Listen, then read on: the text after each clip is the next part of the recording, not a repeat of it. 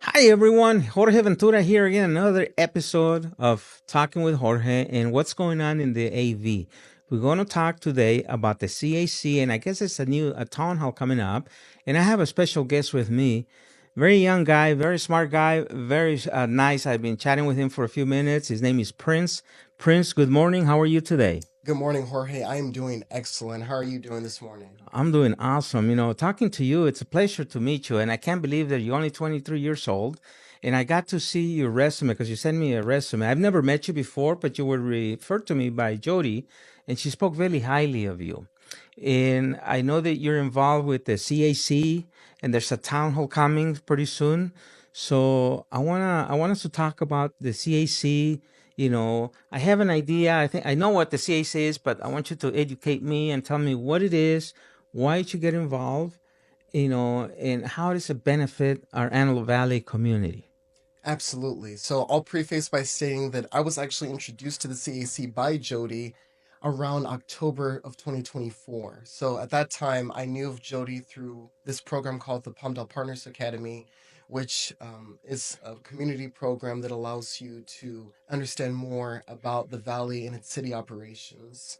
So that was a cornerstone for me to be introduced to the CAC, and Jody thought I would be a great fit for it. So in November, I applied, and in December, I was asked to be a part of one of their meetings. I loved it, and I continued with the process of becoming a member, to which I'm still finalizing today. And I love everything that they do. So, what exactly does the CAC do, and what does CAC stands for? What does it mean? That is a great question. So, CAC is an acronym for Community Advisory Committee. It was founded in 2011, co founded by Bishop Henry Hearns, and it serves to act as a liaison between law enforcement and the civilian sector, because all too often there are too many civilians that carry many misconceptions about law enforcement, and we exist to help dispel as many of those misconceptions as possible while also building better understanding between law enforcement and the community. Nice, nice. And you say you've been involved with it for how long? 6 months, 9 months, or something? Since December, Since yes. December. Okay.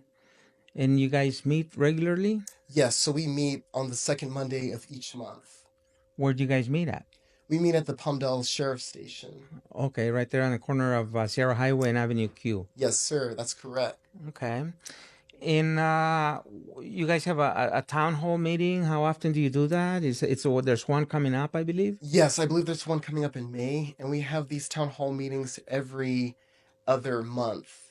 And these are really great meetings because they serve to emphasize our operations, what we do, and that gives us a chance to advertise ourselves to the community so that we can rally more support and so that we can continue bridging direct relationships between the sheriffs and the captains, between the civilians, and the civilians are able to voice any concerns that they might have, and they're able to educate themselves on their community as well as what we do. So Hmm. it's a win-win for everyone involved. Right. There's a lot of misconception up there with the community, and they see the uniform, and a lot of people are scared of that uniform. They're afraid of the uniform. I know that the sheriffs they do their coffee with a cop, and that's one of the ways of kind of break that ice and kind of change that look, that perspective that the community has, because when they come to coffee with a cop, they have an opportunity to meet the deputies, and they can talk about pretty much anything with the deputies. There is no agenda in those meetings, right? They have it at different places like McDonald's, or they have it at Starbucks. I know they had some at some retail department stores like Lowe's or things like that, right? But I have attended a few of them. I'm involved with the sheriffs also. Somehow I'm with the boosters, okay? And I've attended a lot of the coffee with the cops, and I like them because the community comes out. They speak to the officers. They get to know them at a different level. And me, by being involved, I got to see that, hey, this guy is just like me. There's no different than I am.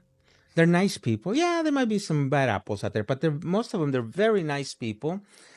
They just have different job functions, right? They enforce the law, right? But yeah, I encourage people to go to Coffee with a Cop, and they have Dine with the Deputy. They have different things. Are you guys involved with the Coffee with the Cops and Dine with Deputies and other events too, or? Absolutely. We actually help to promote those events, especially like on our social media pages and at the town halls as well. We encourage people to get more involved with those types of events so that they can talk directly with the sheriffs in case they may just want to know more about what they do directly from them, or if they just want to break the ice and help build a better understanding for themselves, which I think is beautiful.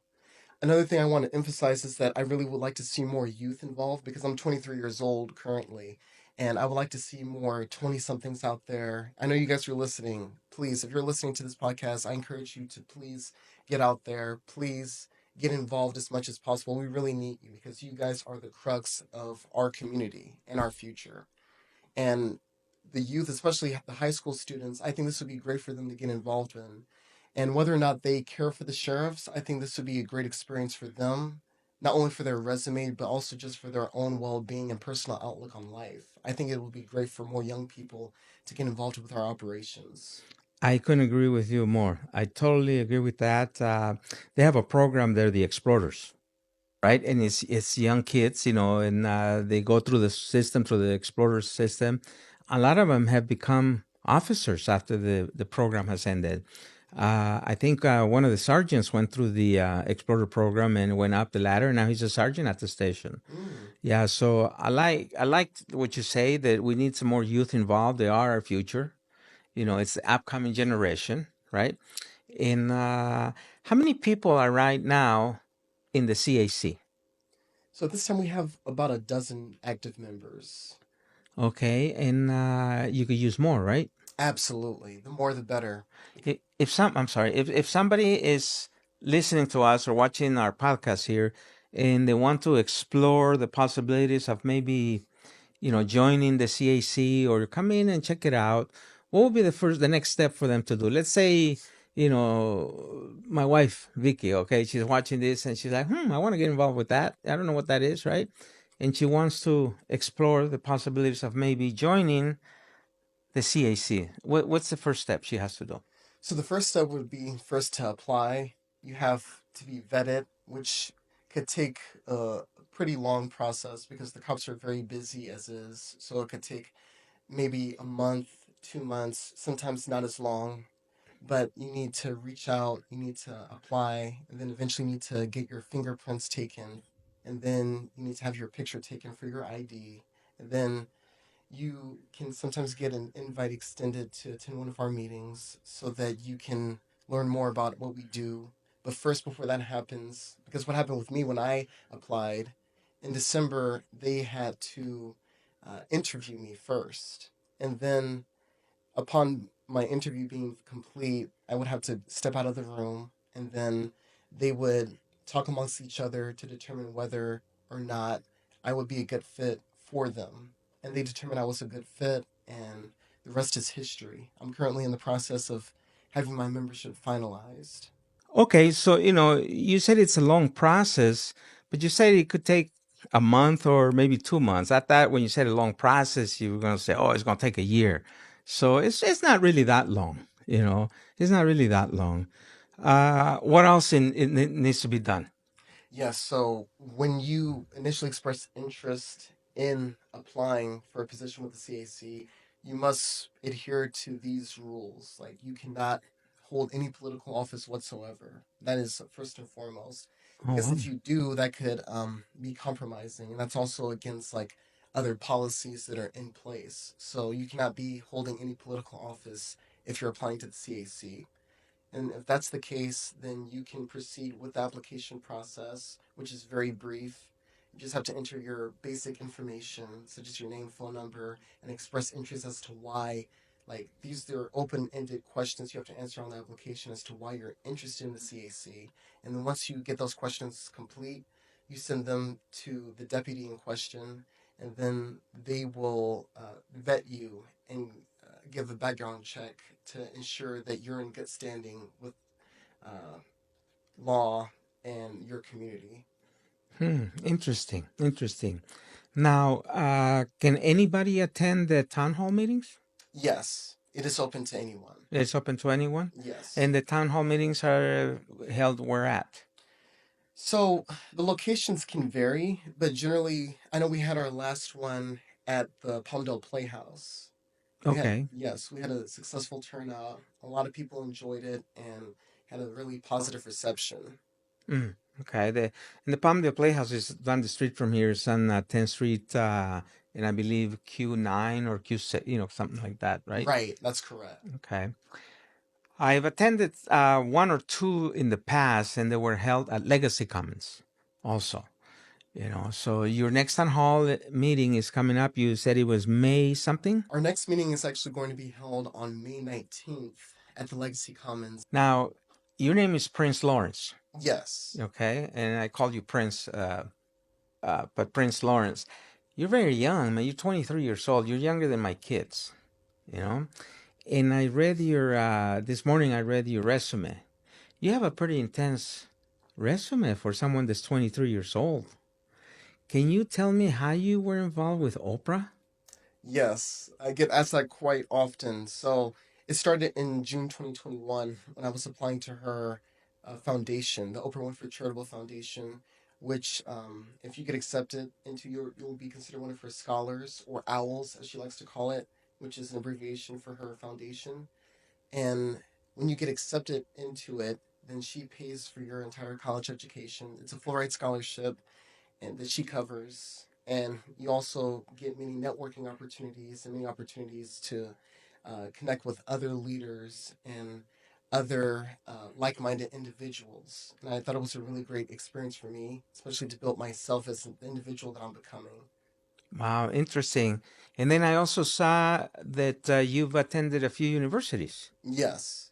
Tell me about that. Yes, so I recently graduated from Charles Hart University of Medicine and Science. I majored in the biomedical sciences, and that was in May 2024 when I graduated as summa cum laude. And that school was really great. It really contributed to my well being as an adult, and it really gave me so many valuable experiences that I'll forever cherish. I'll never forget CDU and everything that they've done for me. Because of that school, I found out about Oprah as well, about her foundation, about what they do, and it's just been such a blessing for me. Interesting. Interesting. What else you got under your sleeve? Yes, so at the moment, I'm currently in the process of preparing for China as a Schwarzman Scholar. So, Schwarzman Scholar, it was founded by Blackstone CEO Steven Schwarzman, who created this program to act as liaison between the United States and China.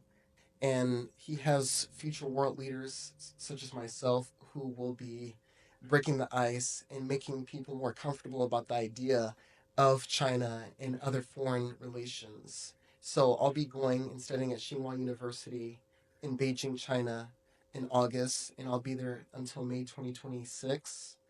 And it's an experience of a lifetime that I'm very much looking forward to. Wow, very interesting. Very interesting.